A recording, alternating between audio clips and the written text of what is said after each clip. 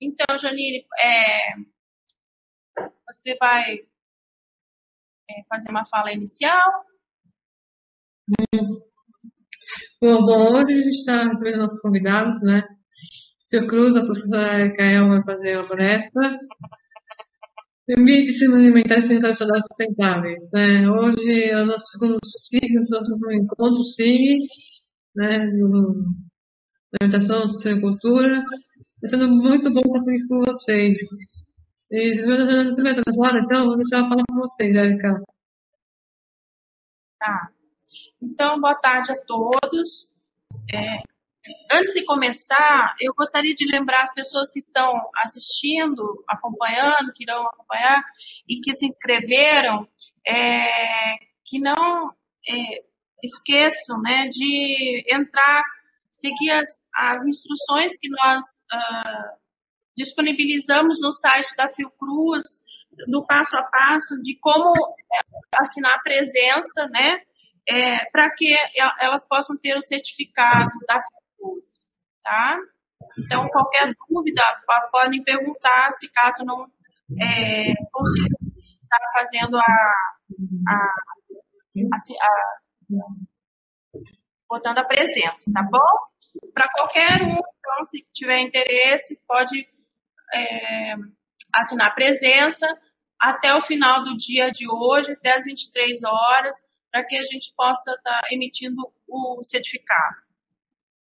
Bom, Janine, assim, é uma satisfação bastante grande da gente estar aqui com vocês, né, num espaço assim tão importante, no sentido de ser um espaço interdisciplinar, né, é uma oportunidade assim única de estar trocando ideias com pessoas de várias áreas, né, distintas, e considerando que a temática ambientes e sistemas alimentares, territórios saudáveis e sustentáveis é uma temática complexa que exige múltiplos olhares, né, diferentes olhares, para que a gente possa enfrentar os problemas e as dificuldades que a gente vem tendo dentro desse campo.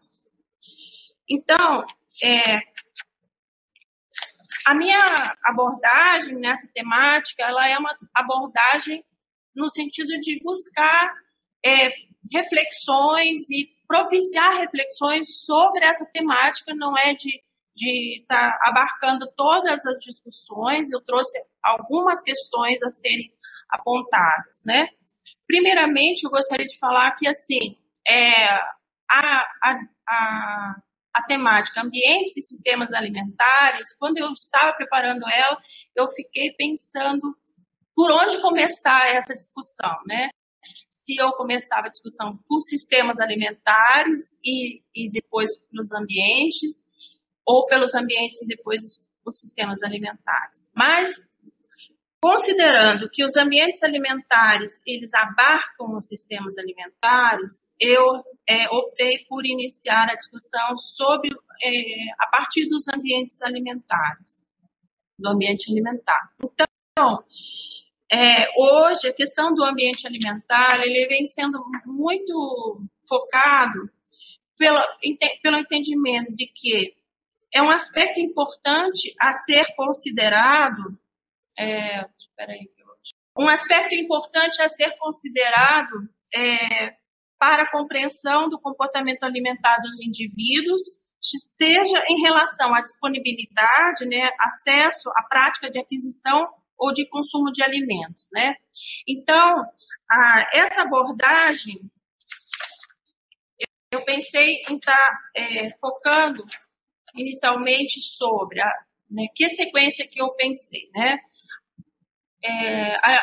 Vou abordar o ambiente alimentar, a importância e os aspectos conceituais e o contexto, os fatores que influenciam na alimentação, os sistemas alimentares, considerando os aspectos conceituais e a breve contextualização, consequências do sistema alimentar predominante, desafios e estratégias, e outras propostas estratégicas e reflexões, considerando territórios e o bem viver, que é uma uma questão que vem sendo colocada também nesse campo.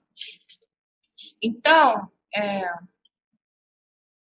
como eu estava falando, a importância de considerar o ambiente alimentar hoje é pela sua relação com a disponibilidade, acesso, a prática de aquisição ou de consumo de alimentos, né? Então, a questão que eu coloco sobre esse aspecto é como que o ambiente alimentar pode interferir na promoção da alimentação saudável. E também, se hoje, no nosso contexto, nós temos possibilidade de escolha ou temos falta de opção, né? Quais são os aspectos relacionados ao ambiente alimentar, relacionados com as escolhas e a opção, né, que nós temos hoje?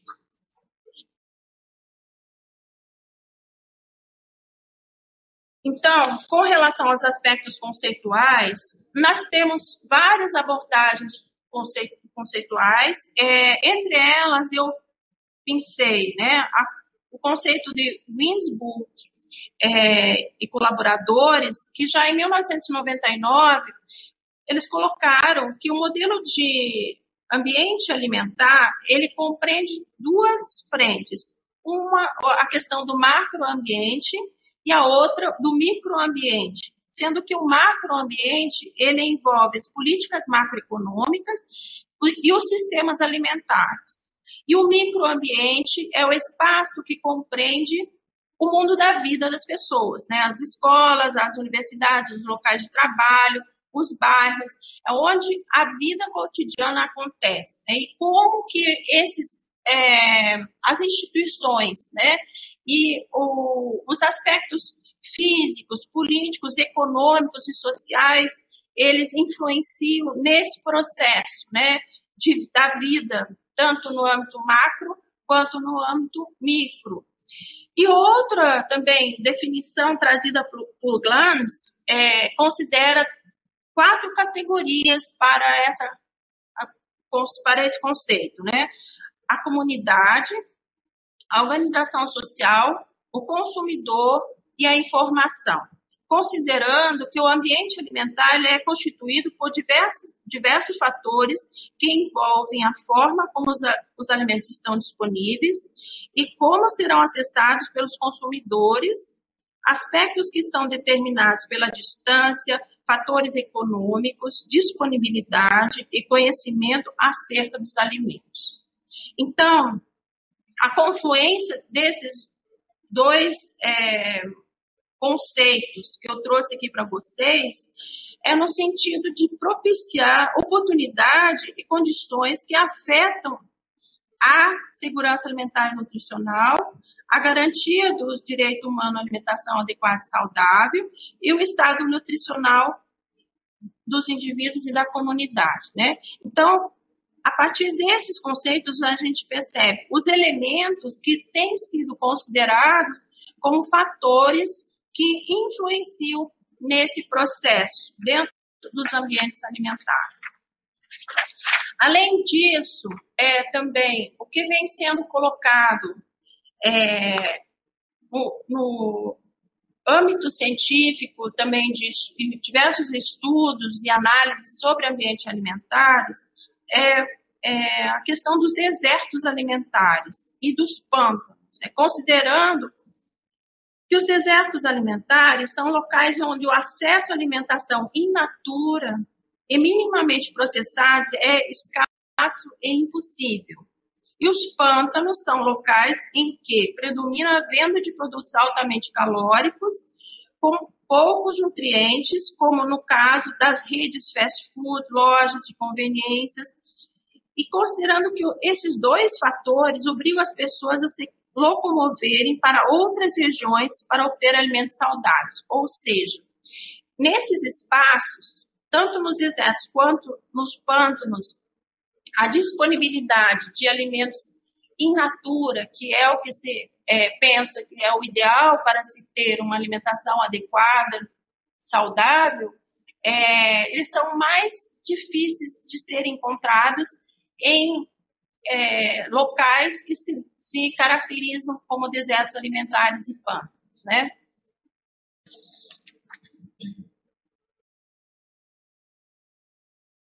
E também, assim, o Guia Alimentar da População Brasileira, elaborado pelo Ministério da Saúde, ele foca, né, sobre a questão de como abordar a questão da alimentação adequada e saudável e orienta que sempre se deve preferir o alimento in natura, minimamente processado, e refeições frescas e produtos ultraprocessados, né?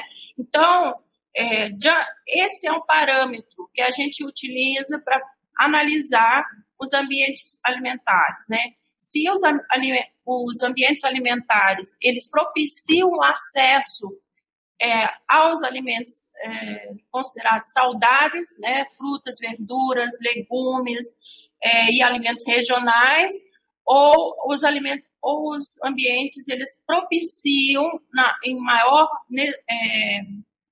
dão mais possibilidade para que as pessoas consumam produtos ultraprocessados, né? Então, as análises sobre os ambientes alimentares, elas se dão dentro dessas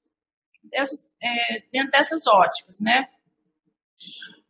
Eu trouxe para vocês um exemplo de um estudo que foi feito pela Universidade de São Paulo, em Jundiaí, no interior de São Paulo, que analisou 650 comércios que vendem alimentos, e ele evidenciou o seguinte: considerando centro e periferia, as áreas de renda média e alta apresentam 5,6 vezes mais estabelecimentos que propiciam a venda de ultraprocessados do que comércios de alimentos in natura. Comércios que priorizam alimentos in natura apresentam maior oferta de alimentos saudáveis. População que está mais próxima de comércios que vendem alimentos in natura e minimamente processados consomem mais esses alimentos. E na periferia, áreas de média e baixa renda, há 22 vezes mais comércios que priorizam a venda de ultraprocessados do que alimentos in natura. E a existência de desertos alimentares e pântanos alimentares na periferia e o maior consumo de itens ultraprocessados. Então, eu pensei nesse estudo aqui no sentido assim, tanto dos resultados que foram encontrados, como também o que esse estudo analisou, né?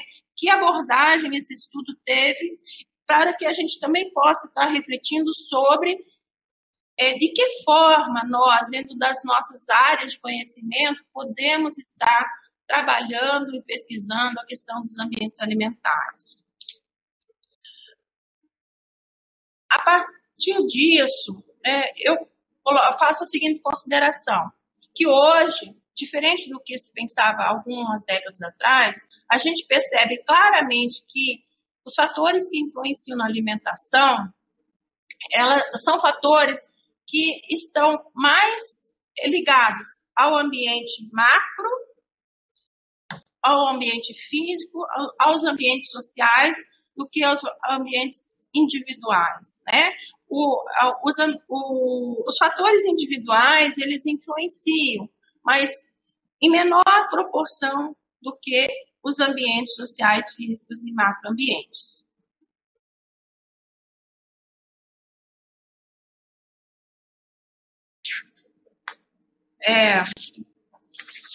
Seguindo nessa ótica, e pensando sobre os fatores que estão relacionados de forma mais específica, tanto no ambiente macro quanto no microambiente, né, e que influenciam as preferências e que alteram as escolhas alimentares, no âmbito global, os elementos apontados pelos estudos, né? Mozafarian, de 2018, ele trata muito disso. A disponibilidade global de alimentos, o clima e a sazonalidade, acordos comerciais internacionais, padrões alimentares internacionais, preços internacionais de commodities, distribuição e envio internacional de alimentos, ciência e pesquisa dietética, lobbies corporativos internacionais. E no âmbito do governo, então, as estruturas do governo e da sociedade, prioridades do governo, políticas alimentares agrícolas, programas de assistência alimentar, o sistema de saúde que as populações têm acesso ou não, sistema econômico, né, como que esse sistema econômico permeia a sociedade. No âmbito da agricultura, indústria e marketing, a questão do uso da terra e do transporte, a produção de alimentos e sistemas de distribuição, incentivos para a indústria de alimentos e bebidas, a pressão e lobbies entre a agricultura e a indústria de alimentos, a mídia e marketing de alimentos, a segurança alimentar, dentro desse contexto.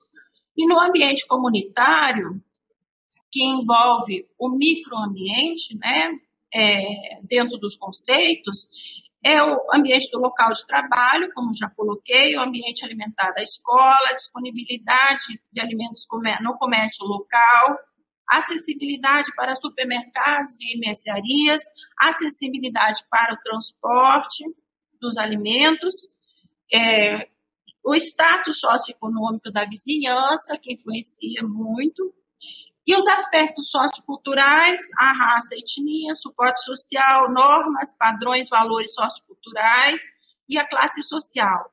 E no âmbito do indivíduo, a idade, sexo e as normas pessoais, a educação, renda, preferências de gosto, conhecimentos e habilidades nutricionais, comportamentos alimentares, atitudes, motivação, sono, tempo desperto, uso de álcool e outros. Então, dentro desse contexto do ambiente alimentar, né, e dos sistemas alimentares, na minha reflexão, eu fiquei pensando assim, né, aonde ocorre uma interseção entre os sistemas alimentares e o ambiente alimentar, né? Considerando que quando a gente pensa em sistemas alimentares e os aspectos conceituais desse sistema alimentar, a gente pode olhar sobre a ótica do consumo, que é o lado da demanda do consumidor, né? E o sistema alimentar, que é o lado da oferta, né? E considerando que no lado do sistema alimentar, o conceito de sistema alimentar, ele envolve todo o processo que ocorre e dos elementos que estão vinculados à questão dos recursos, né, considerando o ambiente, pessoas, insumos, infraestruturas e instituições, as atividades relacionadas à produção, transformação, distribuição, preparo e consumo de alimentos. E também a questão do desperdício e do descarte das embalagens também é um aspecto que compreende o sistema alimentar. Então, para a gente pensar essa relação do sistema alimentar com o ambiente, um aspecto que fica muito claro é que o ambiente, ele se dá fundamentalmente, ele perpassa todo o processo do sistema alimentar, né? Porque tanto o macroambiente está presente no sistema alimentar, como o microambiente no processo de consumo de alimentos e na disponibilidade, o acesso, disponibilidade desses alimentos para o consumidor, né? Então, o consumidor, no seu estado, no lado da demanda, no nosso sistema alimentar tradicional de hoje, que daqui a pouco eu vou falar, fica muito claro que, como consumidor, ele precisa perguntar como e onde são adquiridos os alimentos, observar aonde adquirir os alimentos, o que é adquirido, como a comida é preparada, como e onde é comido e como os resíduos são descartados.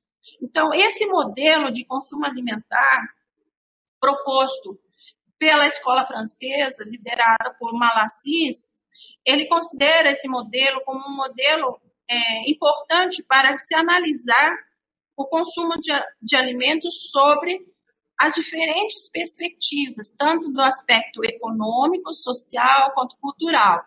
Então,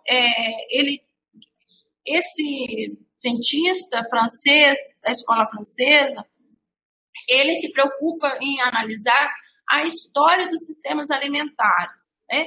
E a partir dessa busca sobre a história dos sistemas alimentares, ele observou que, para o modelo atual, essas são questões fundamentais a serem consideradas na análise dos modelos alimentares de hoje, no modelo do sistema alimentar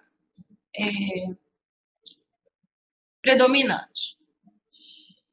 A partir disso, eu não vou me aprofundar nessa tabela que ficou grande, mas o aspecto que eu quero destacar aqui é que, se a gente for verificar, fazendo uma relação entre todas as etapas do sistema alimentar, a produção, distribuição, preparação, consumo, status ideológico relacionado com os principais modelos de consumo de alimentos, de acordo com o período da sociedade, o modelo tradicional, o modelo agroindustrial e o modelo de saciedade, a gente percebe grandes alterações no processo, tanto no modo de consumo quanto no modo de produção, né? Então, só destacando alguns aspectos com relação ao modelo tradicional, o sistema alimentar que predominava era um sistema de alimentar de cadeia curta, né? Porque, assim, era nos moldes das fazendas familiares, de produção local, e as trocas de alimentos eram na região, entre as famílias, né? E com a mecanização, com a influência da industrialização na agricultura, esse processo mudou consideravelmente, gerando, né, uma heterogeneidade de técnicas agrícolas, uma modificação do espaço e da natureza, alteração muito forte da natureza, e o processo de produção agrícola em si pode ser considerado no sentido de grandes alterações trazidas pela biotecnologia, a reavaliação de técnicas tradicionais que a gente vem vendo hoje, né, como no âmbito da agroecologia, no âmbito da agricultura orgânica. E a questão do consumo, né, como até a Thalita, na apresentação dela, também falou, né, as mudanças que ocorreram na escolha local, conforme a disponibilidade de status, que antes era dentro do modelo tradicional, ocorriam as desigualdades nutricionais dentro da sociedade em menor escala, né, do que hoje, a abundância e alternância da escassez em função da sazonalidade, dependendo, né, das estações e da colheita. Já hoje, nós percebemos a individualização, a destradicionalização, a fragmentação do estilo de consumo, a questão da comensalidade mudou consideravelmente, a desestruturação das refeições, né? Hoje as pessoas não necessariamente fazem as refeições como era no período do modelo tradicional, e comida fora de casa, né? E com relação à identidade com a comida, o valor simbólico que destacava na sociedade tradicional do alimento, considerando a questão da identidade como uma forte marcadora entre nós e outros, né? Aqui, hoje, na sociedade contemporânea, então, nós temos, na verdade, uma necessidade de resgate das nossas identidades, né? Assim, de imprimir à comida uma identidade, né? E Então, nós perdemos essa identidade. Nós não nos vemos mais, né, muito na comida, assim como ela mudou o valor da comida, né, os valores culturais. Então, na sociedade tradicional e culturalmente mais fechada, a produção de alimentos e seu consumo é um processo estritamente localizado, como eu falei. E a sociedade moderna e contemporânea já não delimita mais o espaço e nem o tempo, mas a questão do espaço e o tempo, com a globalização, ela tomou outro significado. Né? Os alimentos na sociedade atual, então, se tornaram mercadorias, né? Como mercadorias, elas perderam o status de comida, são tratados com foco na questão da durabilidade, da desterritorialização. Então, a gente pode ter acesso a vários tipos de alimentos, a vários tipos de comidas típicas do mundo todo hoje, e a indústria, ela se apropriou do processo natural do alimento, conferindo uma naturalidade para o alimento e substituindo o alimento in natura, né? Então, nesse sentido, a técnica e a ciência a favor da industrialização da natureza, né, modificando a natureza e dos modelos econômicos e políticos, tornam-se interventoras, mediadoras e compõem vários elos que distanciam o consumidor daquilo que come. A gente não se reconhece muito no alimento, né? O produtor daquilo que produz e transformando tanto o consumidor quanto os produtores num sistema abstrato e com mútuo desconhecimento. Ou a gente não conhece quem produz e a gente também não conhece quem consome. Então, como o nosso sistema tradicional, hoje fazendo uma breve contextualização do nosso sistema alimentar tradicional, né? Eu trouxe essa figura para vocês e deixei um espaço aqui maior, propositadamente, para que a gente possa falar sobre a questão da produção de alimentos em grande escala e a produção de alimentos em pequena escala, né? Então, nessas figuras nós temos, em grande escala, a produção das commodities, que na sua tradução são mercadorias, que são produzidas em grande escala, como a soja, trigo, milho e arroz, e que conferem às nossas práticas alimentares uma homogeneidade, né? Porque elas necessitam de vastas áreas de terra, né, para a produção, e esses alimentos, eles são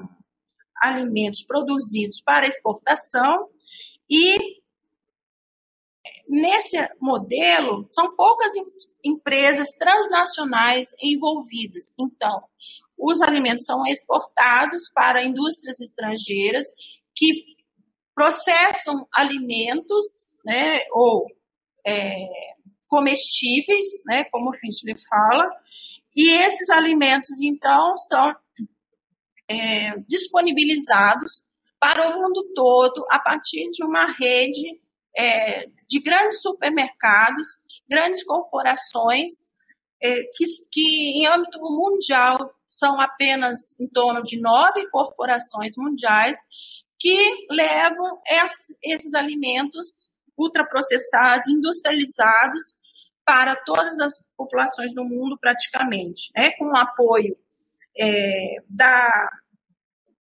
rede televisiva, do marketing, da mídia, né? E também, dentro desse circuito macro, nós temos a importante participação das empresas produtoras de agroquímicos, de pesticidas, e também de indústrias de equipamentos agrícolas, né, que estão envolvidas no processo.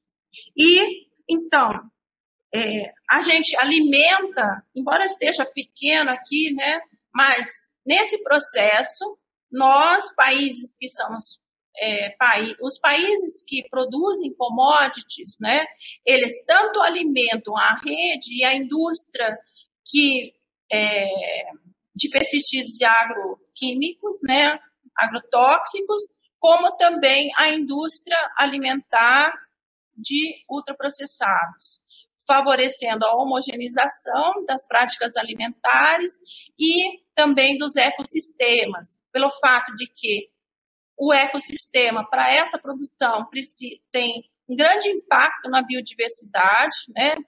Precisa de vastas áreas de terra, e junto com essa área, essa produção, nós temos a pecuária também, né? Que também precisa de vastas áreas de terra para pastos.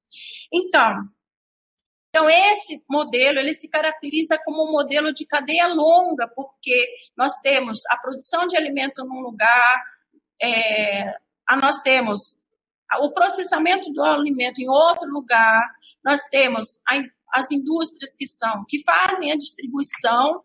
Então, ele é de cadeia longa porque tem muitos atravessadores no processo e o consumidor que fica na ponta, ele fica sem conhecimento sobre o alimento que ele consome, a composição desse alimento e a origem desse alimento, fundamentalmente, né? Já desse outro lado aqui, nós temos caracterizado a pequena produção de alimentos, seja por agricultura familiar, ou seja, por pequenos agricultores. A questão da agroecologia se enquadra nesse campo, como também a produção orgânica, embora a produção orgânica hoje, ela também está sendo vista como um grande caminho para os grandes produtores rurais. Então, esse processo ele tem buscado adaptações para que a indústria possa conferir imprimir um novo sentido de naturalidade nos alimentos considerados orgânicos, né? E, então, nesses pequenos espaços, a gente tem as non-commodities, o feijão, legumes, verduras, cereais, que são produzidos em âmbito local, com menos atravessadores e também consumidos normalmente em âmbito local e regional, né? Produtos in natura, minimamente processados, vendidos nas feiras e nos supermercados locais das comunidades. Então, essa produção em menor escala, ela favorece a diversificação e a variedade de produção e também se considera que ela confere maior sustentabilidade ambiental.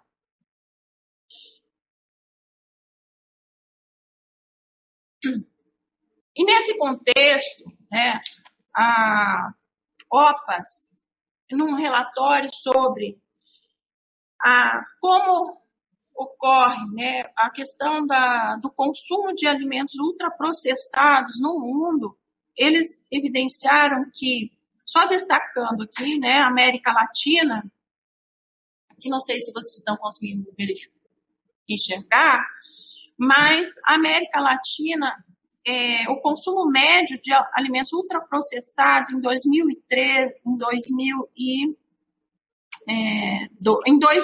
era 102,3 quilos de ultraprocessado por pessoa ano no Brasil. E no Brasil, em 2013, foi a média de 113 quilos por pessoa ano, né? Enquanto que na América Latina como um todo foi 129,6 em 2013. E uma coisa que é bastante importante considerar nesse ponto é que, assim, as grandes corporações, considerando que a ideia, o objetivo e as estratégias, elas confluem todas para a questão do lucro, né? E a questão de ampliar os negócios. Então, a ideia da indústria, as estratégias e as metas da indústria é de atingir a máxima atingida pelos Estados Unidos, mais em média de 300 quilos por pessoa ano de ultraprocessados em todos os países do mundo, nas próximas décadas, né? Sendo que aqui a gente percebe que nos Estados Unidos, que são os Estados Unidos e o Canadá, os Estados Unidos da América e a Australásia são as localidades, os continentes com maior consumo de ultraprocessados, né? Então, a meta das indústrias é atingir esse patamar. No entanto, a gente percebe que nos Estados Unidos, em 2013, já ocorreu uma pequena redução no consumo. Vale ressaltar que os alimentos ultraprocessados incluem os refrigerantes, os lanches doces, salgados, cereais matinais, confeitarias, né, sorvetes, biscoitos, cookies, sucos de fruta e vegetais industrializados e altamente adoçados, bebidas esportivas e energéticas, chás, cafés, barras, molhos e pratos prontos, né?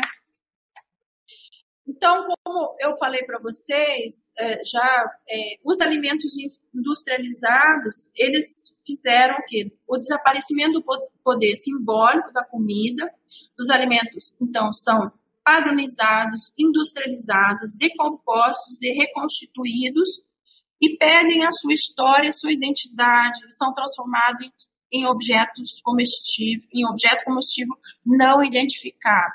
E por isso, o que nós precisamos, né? O que nós temos feito para que a gente possa estar resgatando esse processo, né? A gente precisa hoje de que as preparações venham com a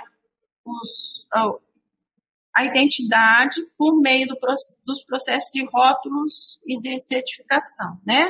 Então, a rotulagem de alimentos, hoje, a gente pode ver como uma medida que permite ao consumidor conhecer minimamente o que ele está adquirindo, né, e o que contém naquele alimento, e também, no sentido simbólico, pode ser considerado como um resgate da sua identidade, também um resgate do próprio indivíduo dominado por um processo que ele faz parte, que ele necessita, mas que ele não se reconhece como indivíduo atuando no processo das suas escolhas, né, e das suas opções de alimentação.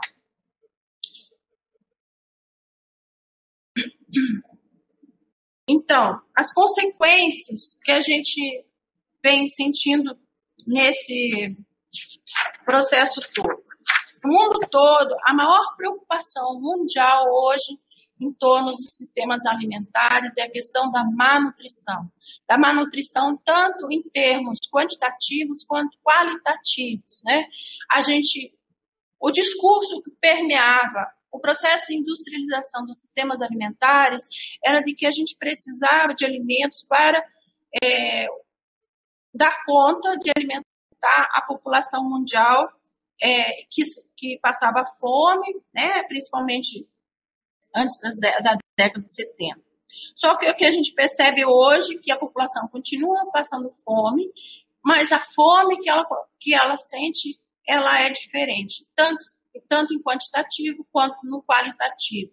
As pessoas comem, mas o que elas comem não é adequado e nem suficiente para suprir as suas necessidades. Então, a malnutrição hoje, ela representa um risco no âmbito da saúde que eleva a mortalidade, a carga de doenças e vem sendo considerado como atualmente maior do que os riscos combinados entre os problemas relacionados com sexo sem proteção, álcool, drogas e tabagismo. Então, a preocupação mundial nesse sentido, ela vem se configurando uma nova forma e caminhos para analisar esse processo da alimentação relacionado com a conformação dos nossos sistemas alimentares. Então, Winsburg, que esteve aqui em Brasília no mês passado, ele falando sobre os sistemas alimentares, ele colocou, destacou que os sistemas alimentares predominantes, o foco principal é o lucro, o crescimento econômico, tanto para as empresas e para os países envolvidos. E eles não levam em consideração nem os resultados sobre a sua ação na alimentação humana, nem do ponto de vista da saúde, nem do meio ambiente, né? Nem dos impactos ambientais que esse sistema alimentar predominante tem. E aí, uma nova forma de estar analisando e refletindo sobre a questão da obesidade, da nutrição e das mudanças climáticas vem sendo denominada de sindemia global, no sentido de que, no âmbito da saúde, se considera que nós passamos por uma pandemia de obesidade, ou seja, epidemiologicamente falando, pandemia no sentido de que é um problema que atinge o mundo como um todo, muitos países, e assim também a desnutrição, porque hoje a gente considera que mesmo que a pessoa é obesa, não quer dizer que ela está bem nutrida, né? Nutrida assim, no sentido de não ter nutrientes que estejam faltando no seu organismo, né? Então, a pandemia da obesidade, a pandemia da desnutrição e as mudanças climáticas, elas envolvem o que vem se denominando hoje de sindemia global. Por que sindemia global? Porque se percebe que essas pandemias, conjuntamente agindo e presentes na sociedade de forma conjunta, os seus fatores determinantes, eles são muitas vezes fatores determinantes comuns, e quando não comuns, eles se reforçam uns aos outros, né? Então, isso gera um problema extremamente complexo e que se considera que esses problemas, a sindemia global como um problema complexo, ela decorre dos sistemas alimentares e esses sistemas alimentares, eles geram impactos nos sistemas naturais, que são visíveis, e que são problemas que necessitam de uma governança, né?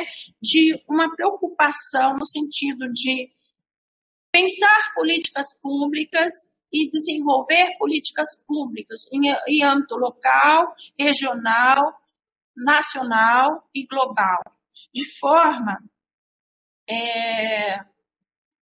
comprometida, né, para que a gente possa enfrentar esses problemas. Então, o Innsbruck, ele pergunta, né, considerando esse contexto, embora a gente já tenha várias medidas, várias ações, várias iniciativas para o enfrentamento desse problema, cabe refletir sobre quem toma as decisões hoje frente aos sistemas alimentares. Quem está mexendo as alavancas da política, né? Nós temos várias forças, várias diferentes estruturas de poder que têm influência sobre esse processo. Então, como consequência do sistema alimentar predominante no Brasil, só para a gente ilustrar, eu trouxe aqui, né, algumas proporções. No Brasil, mais da metade da população brasileira hoje está com excesso de peso, sendo que, isso pelo Vigitel, né, 57% dos adultos estão com excesso de peso e 20,8% com obesidade, né? As crianças, 33,5% com excesso de peso e 14,3% com obesidade, 17,1% dos adolescentes com excesso de peso e 8,4% com obesidade. Um aspecto que também os estudos que analisam os ambientes alimentares perceberam com relação aos ambientes que em domicílios onde tem crianças, os ultraprocessados são mais frequentes, né?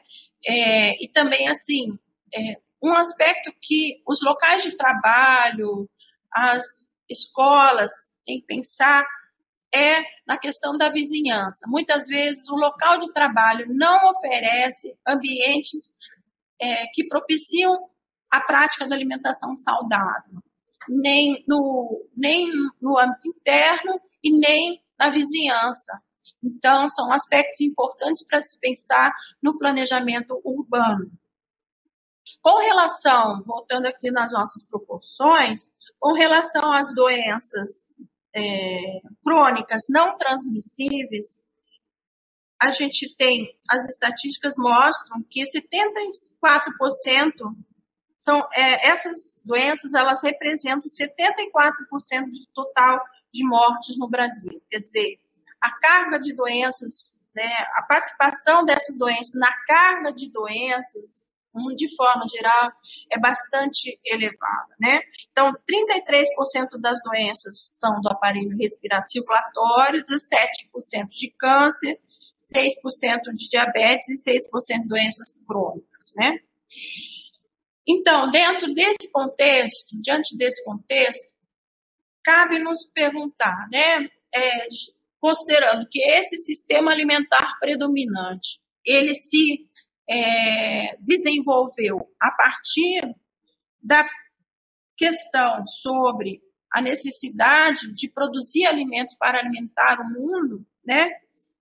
Mas diante dessa realidade que nós apresentamos, a questão que se coloca diante do nosso contexto atual, será possível a Terra alimentar seus habitantes previstos para viver no planeta nas próximas décadas, sem degradá-la, de modo irreversível e com um consumo alimentar que contribua para a sustentabilidade, garantindo uma alimentação adequada e saudável e o bem-estar das pessoas?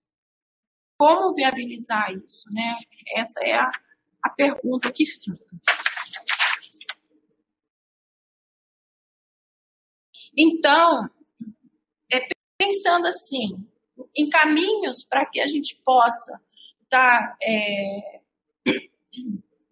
desenvolvendo sistemas alimentares sustentáveis e equitativos e prósperos, né? Porque, assim, nós, no mundo todo, nós humanos, precisamos nos alimentar, né? Mas precisamos ter a capacidade, enquanto sociedade, de estar tendo espaços e possibilidades de nos emanciparmos do processo que nos oprime, no sentido, assim, de poder ter as nossas opções, mas também de poder ter um consumo consciente, né, a partir das informações que são disponibilizadas e que nós, enquanto parte da sociedade, podemos estar participando no processo de compreensão desse processo, do que nos faz mal e o que não faz mal, né? Então, deixa eu ver aqui, eu achei. Os desafios em torno dos sistemas alimentares, então, no sentido assim, deixa eu colocar óculos, porque eu estou sem a...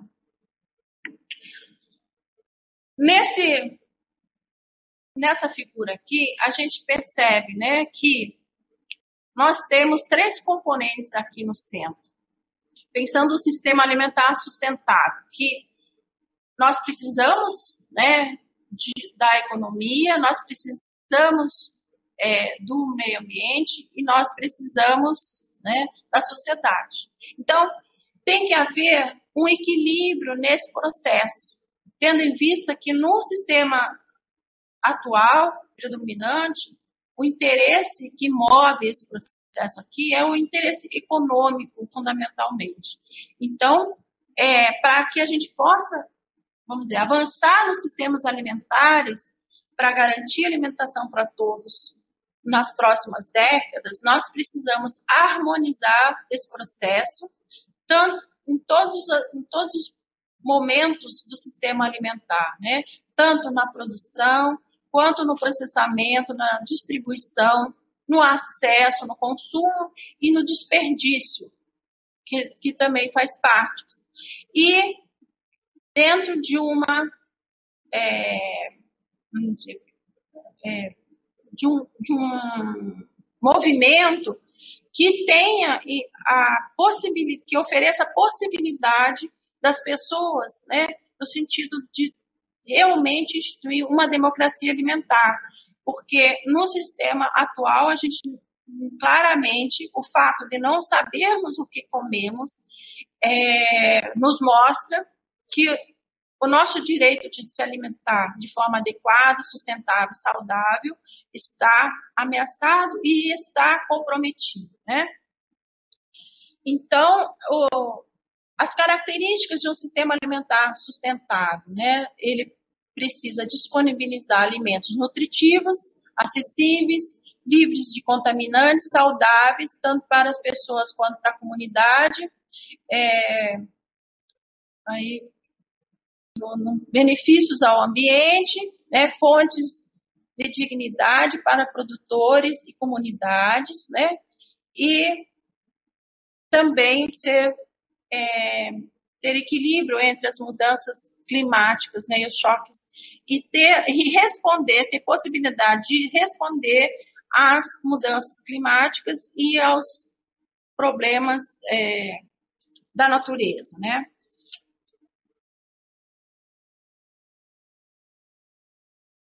E quais os desafios e estratégias que a gente vem tomando, tanto no âmbito brasileiro quanto na maior parte das populações, né, das sociedades, dos países? Fundamentalmente, ações regulatórias, que são vistas como as mais efetivas para a prevenção e controle do excesso de peso, né, fundamentalmente. Então, as ações que vêm sendo realizados. É a questão da rotulagem nutricional frontal. Inclusive, no Brasil, a gente está hoje em uma consulta pública sobre o tipo de rótulo que a gente vai apresentar nos alimentos a partir dos próximos meses. A sobretaxação de alimentos ultraprocessados, alimentos, então, os ambientes saudáveis, análise sobre os ambientes saudáveis e também a regulação da publicidade para crianças que são, assim, bastante vulneráveis sobre a questão da obesidade, né? E, além disso,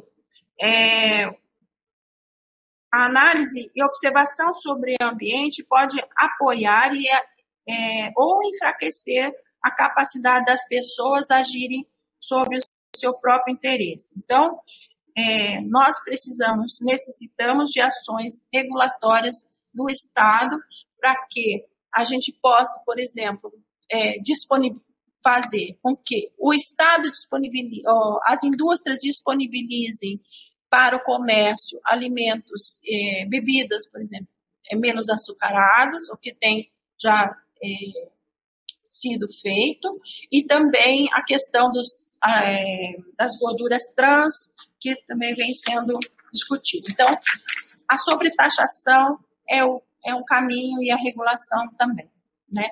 E em âmbito internacional, a gente tem os compromissos internacionais, que, entre eles, a gente só citando alguns, né? Nós temos os Objetivos de Desenvolvimento Sustentável, que são 17 objetivos, que, dentre eles, está a questão do enfrentamento da fome, a questão da água, a questão do clima, né?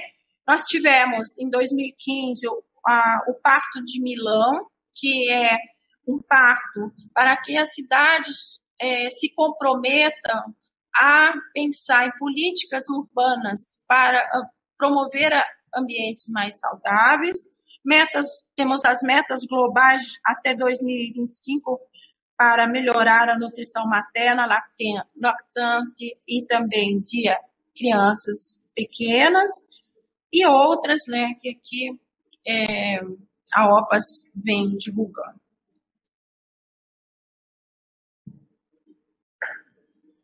Então, outras propostas estratégicas para reflexão que a gente trouxe, né, é a questão da atenção sobre os territórios, né? Como nós vamos promover, como nós podemos, que ações desenvolver para promover territórios mais saudáveis, né, mais sustentáveis. Então, aqui eu trouxe duas propostas que vêm sendo desenvolvidas, inclusive aqui na Fiocruz, tanto do Rio de Janeiro quanto de Brasília, que são propostas de agendas territorializadas de desenvolvimento sustentável, focando abordagens promotoras e a justiça socioambiental, a equidade, a autonomia e sustentabilidade a partir da governança local comunicativa e estratégica. Ou seja, a ideia de desenvolver medidas, ações territorializadas para envolver a sociedade no sentido de buscar compreender as suas necessidades conjuntamente, mutuamente, e pensar em ações conjuntas para o enfrentamento dos seus problemas locais, né? Então, um dos pesquisadores da Fiocruz, o Galo, ele coloca que territórios sustentáveis compreende a apropriação crítica pelos sujeitos a partir da ecologia de saberes e por meio de uma pedagogia da autonomia, resultando em governança local comunicativa e solidária, produção e políticas efetivas de cidadania. E ele compreende como territórios saudáveis aqueles modos de andar a vida que se constroem na relação com o outro, promovendo a capacidade dos indivíduos e coletividades de tomar decisões sobre a saúde, as relações sociais e sobre sua vida em 3 dimensões: a questão da clínica no indivíduo, sanitária e ético-moral. Então, no sentido de pensar nos costumes, nos hábitos, né, e nos acordos que as sociedades fazem conjuntamente. E outra estratégia que vem sendo desenvolvida, e experiência que vem sendo desenvolvida por uma pesquisa aqui da Fiocruz Brasília, que considera que territórios saudáveis e sustentáveis podem ser definidos como espaços relacionais e de pertencimento, onde a vida saudável é viabilizada por meio de ações comunitárias e de políticas públicas que interagem entre si e se materializam ao longo do tempo em resultados que visam atingir o desenvolvimento global, regional e local em suas dimensões ambientais, culturais, políticas e sociais. Ou seja, essa ideia aqui desse projeto é de identificar, junto com a comunidade, rede sociotécnica. O que é isso? É identificar junto com a sociedade, com a comunidade, aquilo que ela já vem desenvolvendo e que possa ser, vamos dizer, agregado às políticas públicas para otimizar a ação e o impacto da política pública na comunidade, né? De forma conjunta e com o envolvimento dos indivíduos.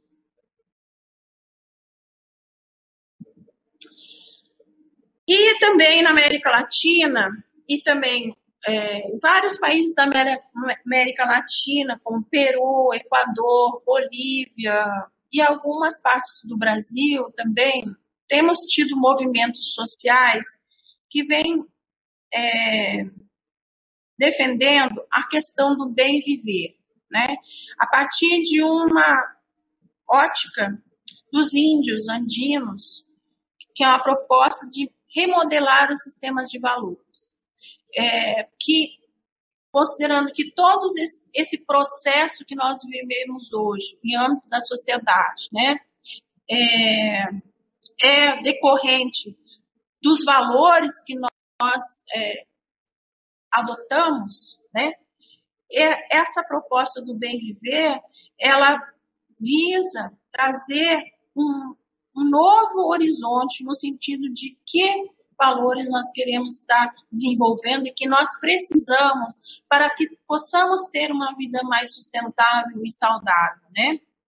Então, essa proposta do bem viver, ela está assentada na harmonia com a natureza, na reciprocidade, na relacionalidade, na complementaridade, na solidariedade entre os indivíduos e comunidades, em oposição ao conceito de acumulação perpétua, com o seu regresso a valores de uso, né? Das necessidades de realmente a gente acumular ou a gente utilizar e aquilo que é necessário para viver, sem o olhar de que precisamos acumular e acumular e acumular, né? Então, essa vertente, ela enaltece o fortalecimento das relações comunitárias e solidárias, os espaços comuns e as mais diversas formas de viver coletivamente, respeitando a diversidade e a natureza. Harmoniza as necessidades da população, a conservação da vida, diversidade biológica e equilíbrio de todos os sistemas de vida. Ou seja, é buscar realmente uma harmonia para o meio, né? E também, assim, na reflexão sobre o termo desenvolvimento, né? Esse termo desenvolvimento, por esses povos indígenas, andinos, ele está ligado à questão da exploração, degradação da natureza e a destruição de nossas comunidades. Então, eles consideram que o bem viver é um paradigma de desenvolvimento. E que a gente, dentro do nosso contexto atual de sociedade, a gente tem que pensar se essa proposta ela é uma utopia ou uma realidade alternativa possível dentro da nossa realidade, né? Frente à questão da marginalização, da depredação, da dependência que nós vivemos, segundo a lógica ocidental, né, o desenvolvimento que implica, né, em ganhar em desfavor do outro, sem considerar o outro como parte de nós mesmos, né? Então,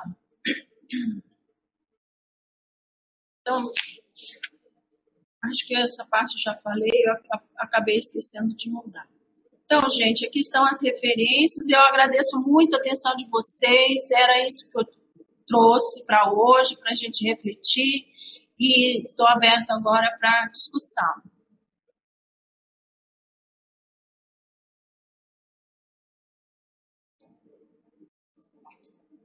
Oi.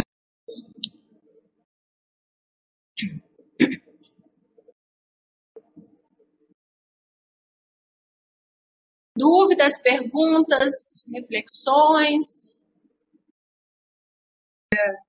Peraí, eu estou pegando no microfone. Oi, tudo bom? Abriu? Estão ouvindo? Estou ouvindo.